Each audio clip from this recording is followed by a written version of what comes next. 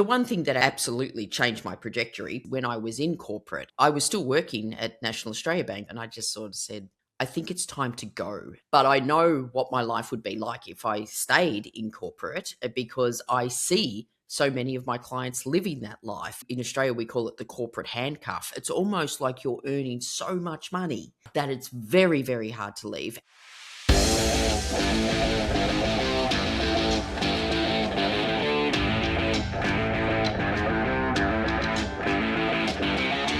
Ladies and gentlemen, boys and girls, another episode of High Stakes with Steve Rozenberg.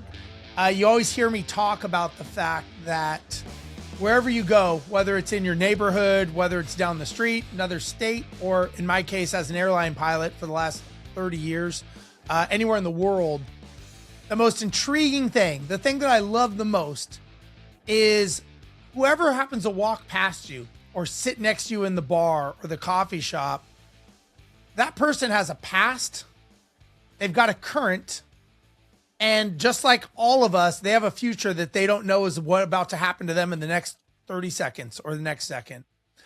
But what I find interesting is that most people never take the time to turn to that person and go, what's your story? Why are you here? How do we cross paths? And you'd be surprised at the stories people have, amazing stories of their lives, just by taking the time. And I've been in, bars in Sydney, Australia, sushi in Tokyo, Japan, or having a beer in Munich, Germany at Oktoberfest. And every single person there has a past, and they've got an amazing past that we just sometimes never ask. So selfishly, I like to meet people, and I'm just taking you along for the ride for my own selfish reasons, to really talk to people and really kind of get to know what's their story. So today I have Gabrielle Dolan, and she is from one of my most favorite countries I think I've ever been to. I always tell people if I ever moved out of the US, it would be to Australia. I loved living in Sydney or traveling to Sydney. I've probably been there 50 times. And I just love it. I love the people. I love the environment. I just loved it. And Gabrielle lives in Melbourne, which is the sister city, we'll say, of Sydney, as they call it. Kind of the Seattle, if we were to equate it to the US, the Seattle versus the Los Angeles, I guess. And she's got an amazing story. So, Gabrielle, first of all, thanks for being on the show. I appreciate it. Thanks, Steve. I'm really excited to be there. I'm going to have to pick you up on one point, though. I think Melbourne would be preferred to Boston. Oh, okay. I can see that. And Boston and Melbourne are actually sister cities. Are they really? Yeah. And, look, Sydney's got the Harbour Bridge, and it's got the Opera House, and it's got it's got the views, but hasn't got good coffee. Melbourne has got the best coffee in the world going on. The two things I remember about Melbourne was the coffee, and we were somewhere where all these all the businesses along the river were like these box shelves, like trailer box cars, and they're all stacked up. And it was like, that's what the businesses were made out of, like the trailer carts or the semi-trailer back ends. And it was all these, and they were just stacked on top of each other. I think it was along a river, maybe, I forget. Yeah, you could be talking about Docklands, where some of the buildings were built to represent all the cargo, because it used to be the old wharf areas. So some of the buildings are built to represent all those wharfs, all those cargo ships or cargo being stacked on top of each other. So they sort of have that look of the old wharf days. Yeah, I remember being there, and I spoke at an event where there was an amusement park on the water across Luna Park. Luna Park, yeah. I spoke at an event there, and met up with a buddy of mine, Travis Bell, in that area. And good times, good memories. Good times. Yeah, I think Melbourne is the only city, I think, in the world where Starbucks has failed, because you would not be seen dead in Starbucks if you lived in Melbourne. Well, I got to say, a lot of Aussies that I know do not like Starbucks. They turn their. It's not even. I had a coffee. buddy of mine. Funny, I had a friend of mine who was speaking, and he came out and stayed with me. And he was out in the U.S. for about 2 weeks, and he would not have Starbucks. He would rather not have coffee. I'm like, this makes no sense. Like, you'd rather have no coffee? He's like, not worth it. Not worth my No, money. Not worth well, my time. no, it's not coffee. That's because it's not coffee, you know. Those are his words. Well, anyways, it's great to meet you. Tell us kind of who you are. Your the quick overview of you. Yeah, so I run my own business and for the last 21 years teaching people how to communicate more effectively through story. So I spent the first half of my career working in corporate Australia in, one of Australia's largest banks, senior leadership roles. My last couple of years in that role were in digital transformation roles, and as in a change manager. And it was then that I started to realize that sharing a story helped me communicate the message better. And I started to notice that the really great leaders that I would love to work for were sharing stories. The brilliant presenters, you're on the speaking circuit, you would know that the brilliant presenters, what they're doing is sharing stories. The great Yeah. salespeople share stories. The great teachers share stories. And I had done in previous roles, I'd done a lot of leadership, designing and delivering leadership programs. So I knew two things. I knew I could design and deliver leadership programs. I also knew that storytelling was a skill, that it was a communication skill, it was an influencing skill, it was a leadership skill. And I decided 21 years ago to leave my corporate job and teach people how to tell stories. So it was a bit of a slog, you must admit, the first year. No one was talking about storytelling in business 21 years ago. No one. No. But here I am, 21 years later, just published my 8th book on storytelling. Wow. So, 21 years ago, I sort of thought, I'll just give it a go, see if it works out. Our children were 2 and 5 at the time. And I just sort of thought, if it doesn't work out, I'll just go back and get another job. And it'd be fair to say 21 years later, it's worked out. Wow. So let me ask you this, and I agree with you 100%. I think that storytelling, look, nobody remembers the data. They remember how the data made them feel, meaning the story. We always remember the emotional pull of how we felt because of the story. And it's a, as you said, it's a craft, it's an art, a skill set. Let me ask you though, when it comes to being who you are today, the person I'm looking at, we see all your successes and the accolades. If we strip that away, what would you say who you are as a person? Like, who are you?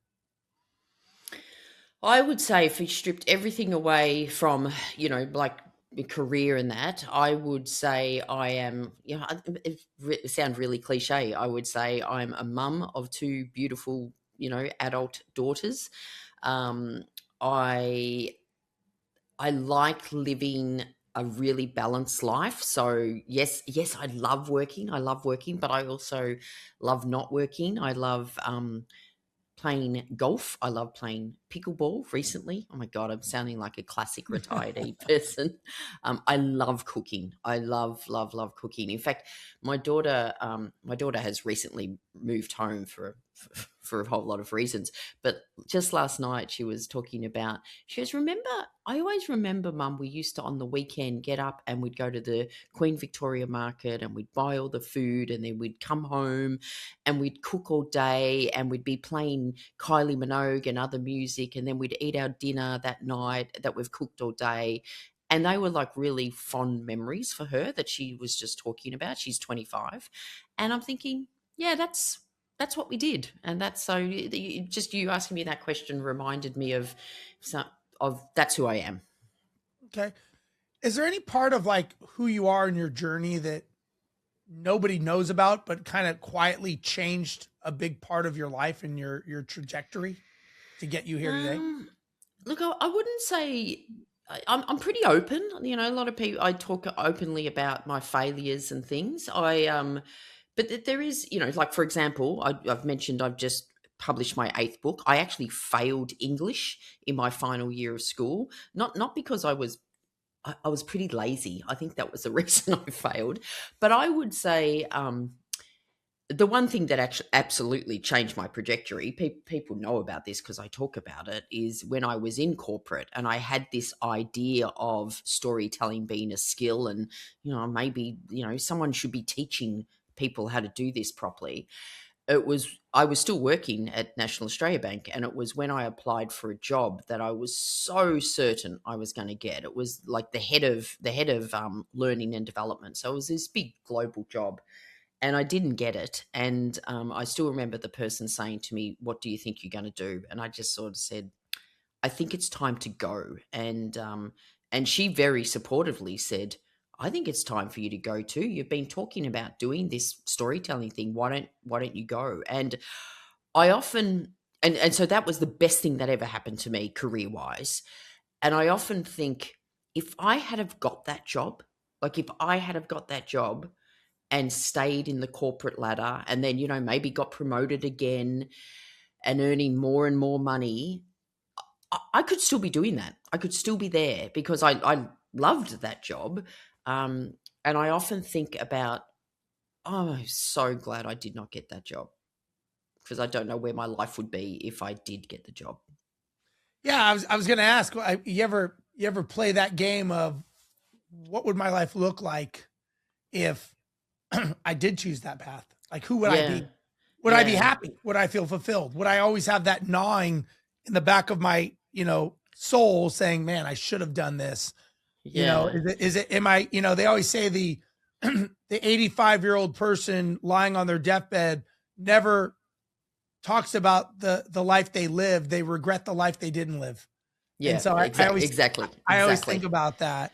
Yeah, Um, no, I don't think I'd have those regrets. And look, you never know. I might have got that job and did that job for another few years and then still left and do what I did. Like I don't know that, but I know what my life would be like if I stayed in corporate, because I see so many of my clients living that life. And right. yes, it's okay, and it's not as if they're unhappy, but so many of them are highly stressed, trying to manage the whole kids and everything, highly stressed, busy, sacrificing the things they really want to do. I see a lot of people that want to do something different, but it's like this, but I can't leave yet because, I've still got to pay off the mortgage. The kids are still in school. And it's like, because we call it I don't know, in Australia, we call it the corporate handcuff. It's almost like you're earning so much money Yeah. that it's very, very hard to leave. And of course, you've bought a house and you've built a lifestyle based on you earning that money. It makes it very hard to walk away then. And the time it's really hard to walk away is people probably in their 40s and 50s, when, the kids might still be at school and they've still got a mortgage. And so, yeah, I know exactly what it would be like, and it would be like that, which I'm glad it's not. I think we both know that is created that way by design to keep us in those jobs, right? I mean, Yeah. there's a Yeah. there's a reason. They've invested time and money and Yeah. building Yeah. the person, and they want to keep you. Absolutely. And Absolutely. you know, And it's um, interesting too, Steve. It's like a lot of people say, it's a risk. Like if you're working in a corporate, it's a secure job. And it's like, it's a regular pay. That's what it is. It's a regular fortnightly or monthly pay. Nothing about that is secure. Your no, your life could change instantly on someone's decision that you don't even know about. And you don't even, and so that is not secure. It's not like it was, in our parents' generations, where a job would be for life. It's not secure at all. So yeah, yeah, I experienced that. Obviously everyone has a story. I have mine yes, of after 9/11 getting furloughed as an airline pilot, and wondering what I was going to do. So again, the most safe, secure job that you could think of was the most unsafe, unsecure, for the very reasons that you're talking about. And when you're a specialist like an airline pilot, there's mm, not many other things that I'm skilled to do. So yeah, it's kind of like someone who's a specialist, so specialized. Well, if that ceases to exist, which I think we're seeing with AI now, that skill set, it's unless I'm flying a metal tube around in the sky, it's really not very useful to anybody. And that's and a and that's Steve. That's a great example where you probably thought, "Oh, airline pilot, I'm so secure. Like yeah, no one can take my job." nope. Is it's very valid, and they're always going to need pilots, and people are traveling more and more. So even if you had have done that risk assessment of how secure your job is, you would have said it's very very secure, and not in your wildest dreams would you go, yeah, but what if some terrorist flew two planes into the Twin Towers and it just totally caused the aviation industry to go in chaos? You'd go, well, that's not going to happen. What? Yeah. What are the odds of that? That's Yeah, stupid. You know. yeah, yeah. Um. So let you break free from the bank and you start your journey. I'm guessing there were highs and lows as you were doing that. Yeah. Take me to a time that was a low. And what did that version of you believe at that moment when you were in the rough days, the rough patches of doing what you were doing? Yeah, so it's one of those business wise, the low was for a very long time because if you like, storytelling is very popular now. Everyone's talking about we need to get better at storytelling. We need to tell our story, our company story, our brand story. It's a skill. So it's widely accepted now that it's a leadership skill. 21 years ago, it was not. And the reaction I got from people was, what the hell has storytelling got to do with business, right? And we're about datas and stuff. So, oh, it's a once upon a time. And so it was very hard to sell in storytelling, to the point where, sometimes I'd speak to clients and they'd want to bring me in, but they'd say, can we call it communication skills or influencing skills? Because if we say it's storytelling skills, no one will turn up. That's how sort of like unimportant storytelling was. So the low was sales wise for a long time. And that is Steve, when we talked about before where my life would be if I was still in corporate. That was the tempting time to go back to corporate, because Sure. what I was earning was nowhere near what I was earning in corporate Australia. So career wise, that was a low, but remember, the other benefit the other reason I did this was I would give it a go, and if it didn't turn out, I'm home with the kids. So our kids are 3 and 5, and so the benefits, of course, I've got all this flexibility with school pickup as they got older, being home with them a lot more. So that was happening on, but career wise, there was very little sales. So that was, I'm not going to say it was constantly going, what have I done? What have I done? But it was a constant for years saying this needs to ramp up. And there was a few things, I think after about 7 years, there was a few things happened that just that just catapulted the business. And it really took off. Let me ask you, when you were in that moment, it's as you had mentioned this, and it's always easy to go back to what we're comfortable with. It's the devil we know or the devil we don't know, right? We know the corporate, we know that life. It's like not what I wanted, but you know what? This is because you had a very interesting situation that you had to convince yourself, you had to convince the people in the world, and you had to convince a whole way of thinking that this is a new way. It's really not a new way, but to many of these people, it's a new ideology in theory to tell a story, as opposed to you're going against the norm, I guess is what I'm trying to say. Oh, absolutely. Absolutely, Steve. So I didn't have to convince myself. I knew storytelling was an absolute critical leadership skill. I truly, truly believe that. I never doubted. I never had any doubt about that. But I had to educate the market. And so, that was the risky thing. I'm selling a product that people don't want to buy. Right. And it was only realizing, and I probably realized this way too late, where I was selling storytelling. What I probably should have been selling was, this is, and I sort of was in a way, this is going to make you communicate better. This is going to make you influence better. And because I always say to people, if you're not solving people's problems, they're not buying anything from you. So I had to start switching to go, really addressing their problems.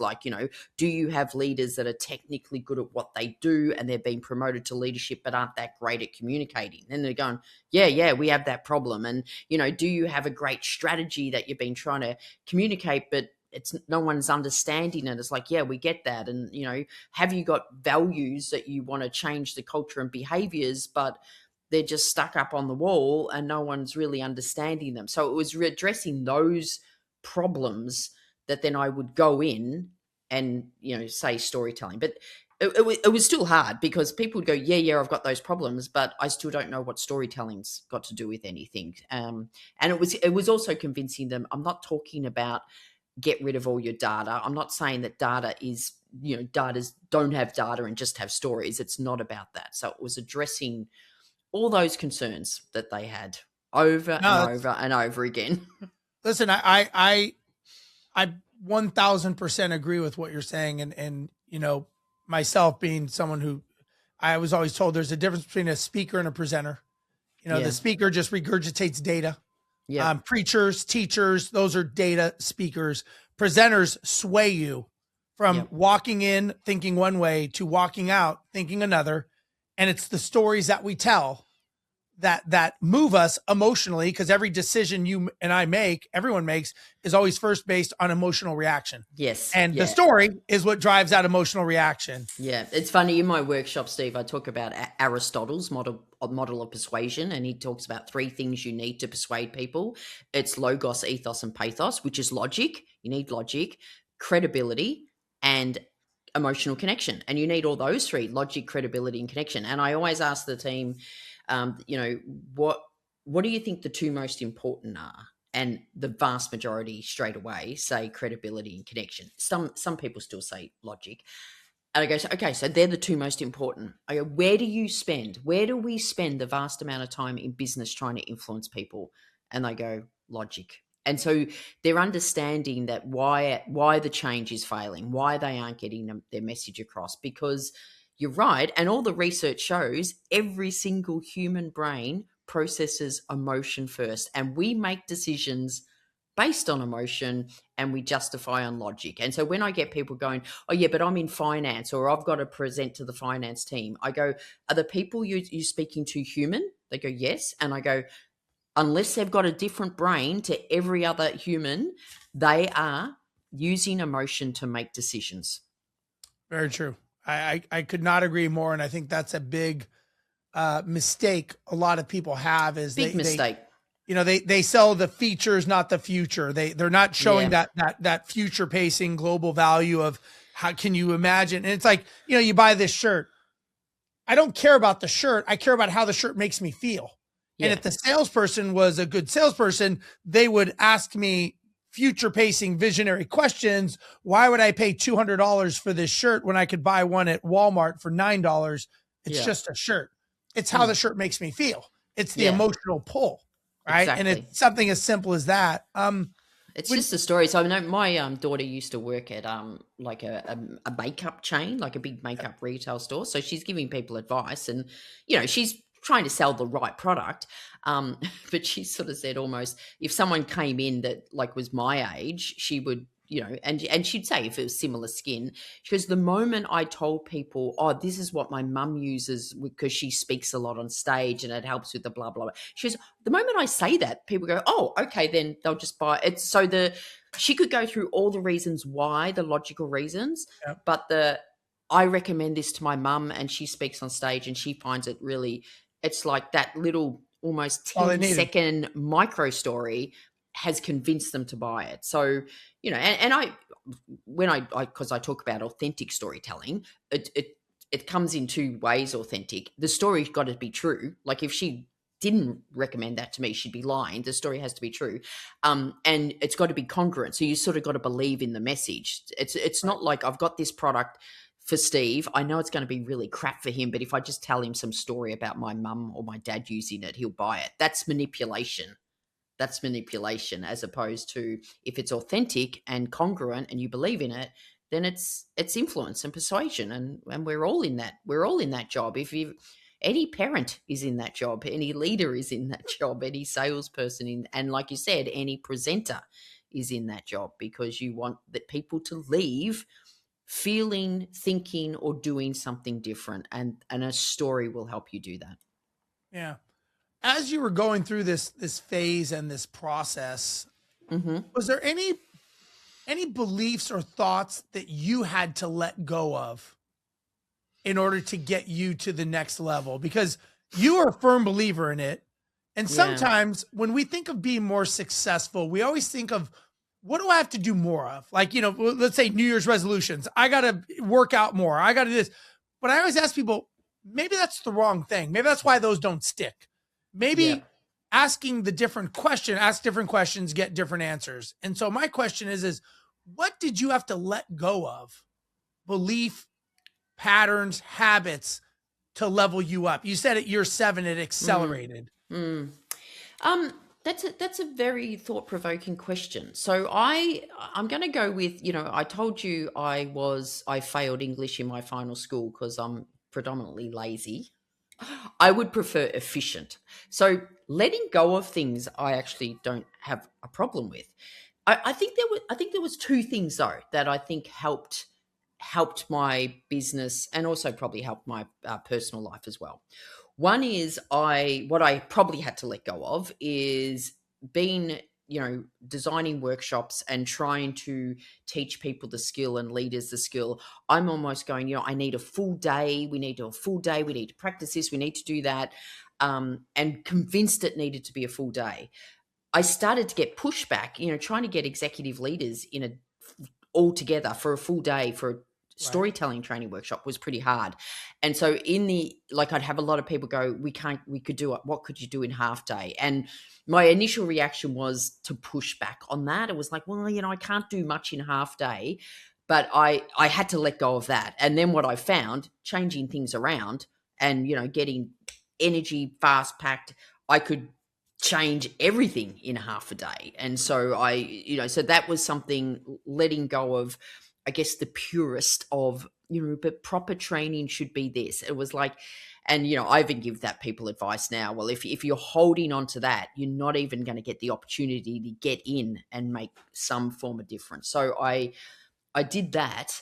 And I think that really helped. What I also did is, I made a decision when the kids were a little bit older, but still old enough. They were probably about 8 and 11, 12, and we bought a holiday property which is up on southern New South Wales, so further down between Sydney and Melbourne, basically. But it's an 8-hour drive, and we decided that we're going to go there every school holidays. Now, we get a lot of school holidays in Australia. Like at primary school, they get 12, like even all school, like about 12 weeks of school holidays. And so I made a decision that I'm not going to work school holidays. I'm just not going to do any work. And it was amazing how that scarcity of me, where clients would go, oh, we want you to run a workshop on, 15th of January. It was like, no, I can't do that. I'm not. And, I would be honest. I'd say, no, I'm not available. I'm not available. And sometimes I'd say, I don't work school holidays. Initially, I would just say I'm not available. And it would like build up this, oh my God, you must be so busy. It was like, and it was I think that's a subtle thing in clients' minds, that it was like and I think it's a subtle thing in everyone's minds. If someone is in so high demand, they must Sure. be really, really good. And so therefore, you're prepared to change dates for them. You're prepared to pay a premium. So that, I think, changed. And you know what? I didn't do it for that. I didn't do it to be seen as, hard to get or whatever.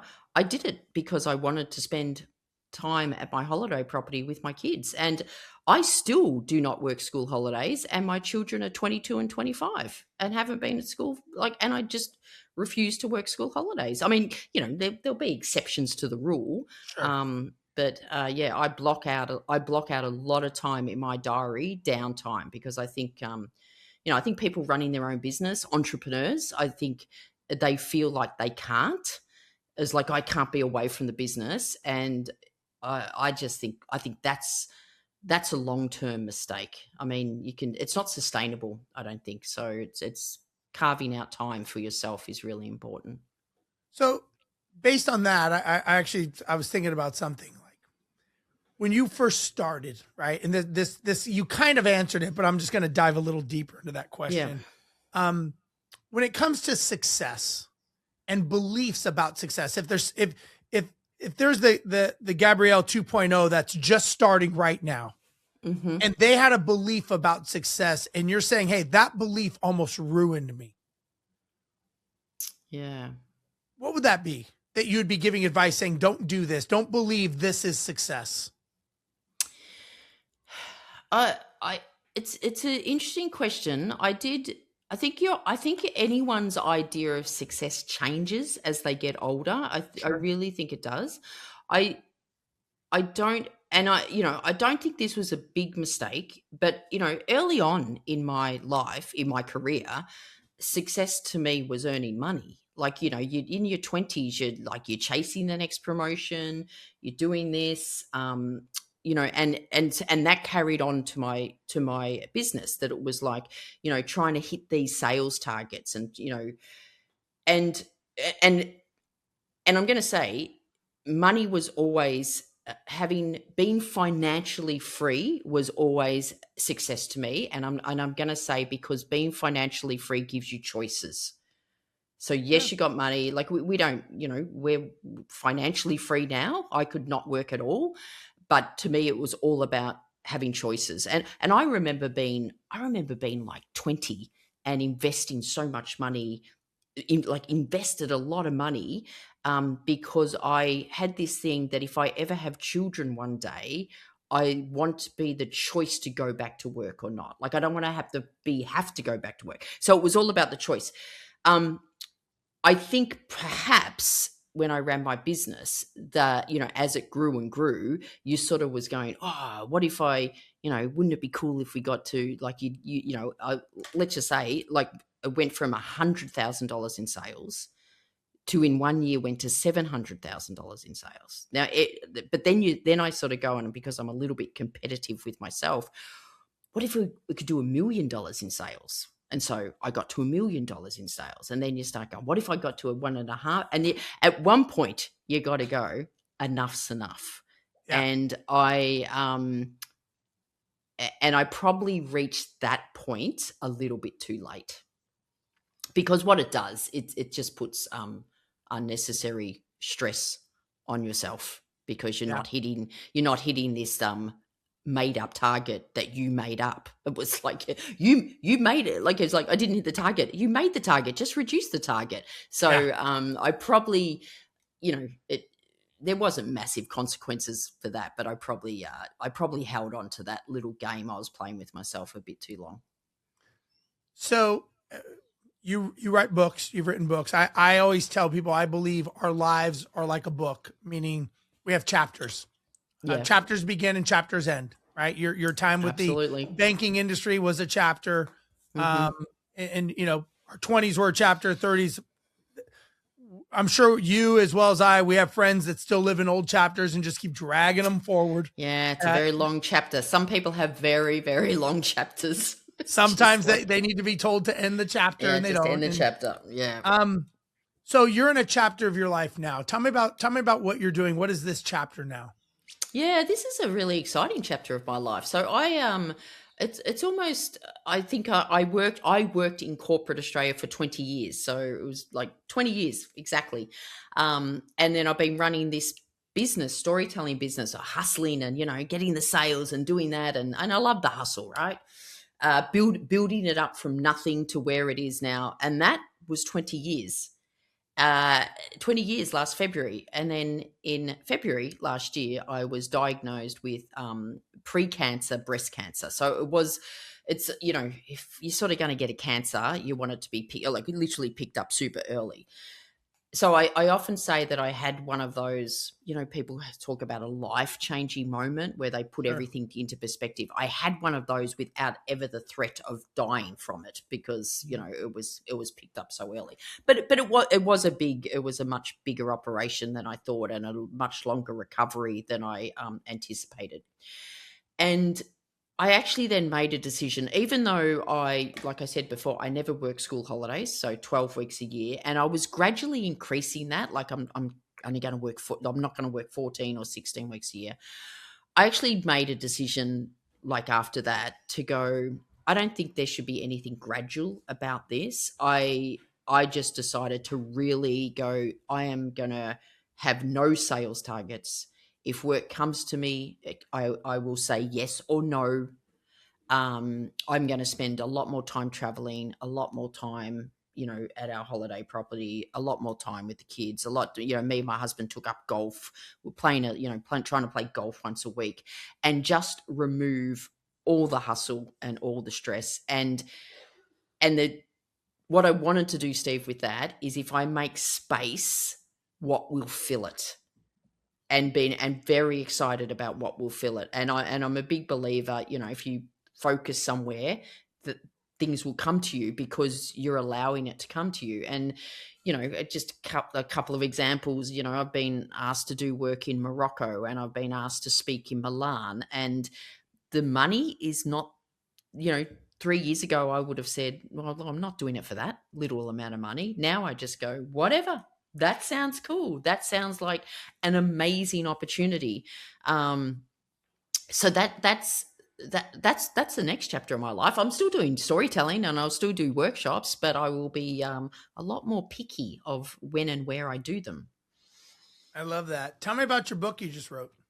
Yeah, so it was interesting. The book's called Story Intelligence: The Craft of Authentic Storytelling Made Smarter with AI. And I actually started writing it. So the reason I wrote it, so I seriously thought the previous book I wrote on storytelling would be my last book. But what started to happen probably about this time 2 years ago, I'd be running these storytelling workshops and people would be increasingly asking me, will AI replace storytelling? It was like, the fact that they were even asking me the question horrified me. It was like, no, like absolutely not. And then I'd have people saying, can you use AI to help with your storytelling? And again, my initial reaction was, no, that will be cheating. It won't be real. But I do, if you're the so-called expert on this, you better, not dismiss it. So I started to experiment with AI in writing stories, and I was disturbingly surprised how good it was. There was something missing. Like there's always something. You just go, it doesn't feel real because it's not. So, but it can be used to help find your stories and refine your stories in a certain way. We are also in a crisis of trust. No, like there is so much fake stuff out there that we don't even know what's true. So the premise of the book, and why it's probably out of my 8 books, it's probably the only book I felt compelled to write. I think all the other books you write are for business reason and being seen as the expert. I felt compelled to write this because I truly believe in a world of distrust and in a world of AI generated content where everything's starting to sound the same, that our authentic stories are needed more than ever. And I truly, truly believe that. So I started writing this book 3 months before I had the cancer diagnosis. Finishing the book sort of was my sanity because I couldn't physically do much after the operation. But so the book sort of kept me sane. It kept me mentally going. And then I had to finish it in May, and then went through the editing process, and it was published last year. And and now that's my focus. It's my passion. Because I believe in that so much. I really want the more people to read this, the better, because for $20, it could change the way you lead. It could change the way you communicate. It could change the way you influence, not only with your employees, if you're a leader, with your kids. It's really written from both. It's a professional for professionals, but also for personal as well. And there is a little bit on how to use AI, but it's predominantly a storytelling book. Just one or two chapters on AI, not the whole book. I think that's great. I'm actually interested to get it myself because I was just at a speaking event, and I was a keynote speaker, and I was talking to some of the other guys. One of the guys was an AI expert. There always seems to be one of those now at these events. Always. And I said, what's your take? And he said, I think that having the skill sets that you have, Steve, of being able to go out there and connect is going to be more valuable than anything in the future, because on paper, on video, on PowerPoints, everyone's equal. Yeah. The only authenticity is you getting up on stage and being you. Mm. And so he said, I think stages are actually going to become more relevant more now because the authenticity, because you can't Yes, fake it when because you're it's on in the stage. moment. You can't fake it. But yeah, and it's because the written content, it's just, like it's, I think people are becoming really lazy with AI. I think they're going, Yeah. oh, it's really efficient, but it's not effective. And the moment anyone starts to read anything that you've written, and there's this thing, this sounds a bit AI, they actually just, they will probably stop reading and they're not Yep. take, and it's just, so don't, my Well, the message is trust, don't, it's what you said. it's They don't trust trust. you. They don't It's trust you. just trust. Well, you didn't even write this. So, and yeah, sometimes people, and I've fallen into this trap before. We go, oh, I'll just use it to polish my writing. But then it polishes it so much that it's boring and it's Yeah. the same. It's like, so yeah, don't be trying to be perfect with your content. So I agree. I think the in person or the video, or well, it's not even video now because that could be fake. I know. It's the in person. It's like so scary. Yeah, it So is. scary. Well, I'm definitely interested to read the book. I think it's great because I am 100% in alignment with you when it comes to storytelling because everybody, that's how we communicate. I know for a fact, when people come up to me and they say, Steve, like your story gave me goosebumps. Like Yes. it was Yeah. my story. It wasn't the information. It was how it made them feel as a Yeah. Yeah. result of what I told Yeah. them. And it's the story. I often say to people, they'll go, oh, this is a brilliant presenter. And I go, what did they go, I still remember the story they told. And I go, do you remember? I go, first of all, I go, how long ago was this? And I go, oh, it's about 10 years ago. And I go, do you remember anything else from that presentation? They go, no, just the story. And it's because through the story, we feel something. And that's why we remember it. And again, there's all science that backs that up. It's our brain processes that emotion and stores it in the long-term part of our brain. And that's why we remember it.